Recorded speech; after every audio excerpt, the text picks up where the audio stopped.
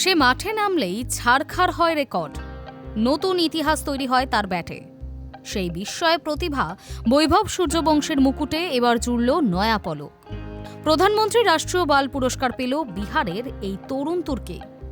উল্লেখ্য, ৫ বছর থেকে ১৮ বছর বয়সীদের জন্য এটাই ভারতের সর্বোচ্চ অসামরিক সম্মান। আইপিএল থেকে শুরু করে ভারতের অনূর্ধ্ব ১৯ দল, রাজ্য দল বিহার সর্বত্রই দারুণ ব্যাটিং করেছে বৈভব।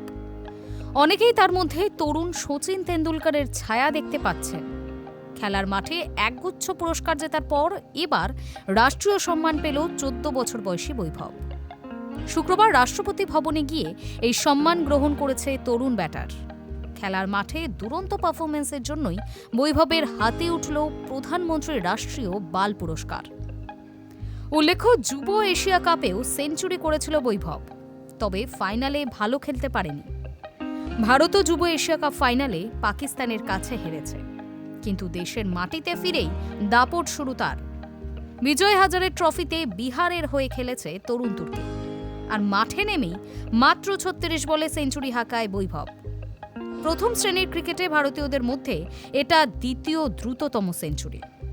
বিশ্বের কনিষ্ঠতম হিসেবে প্রথম শ্রেণীর ক্রিকেটে সেঞ্চুরির নজিরও করে ফেলেছে বৈভব।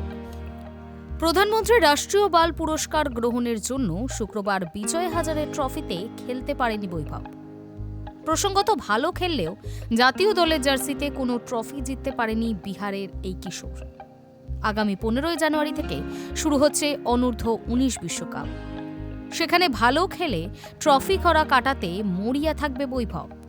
তার আগে প্রধানমন্ত্রী রাষ্ট্রীয় বাল পুরস্কার আরও তাতিয়ে দিতে পারে তাকে। Hi news network.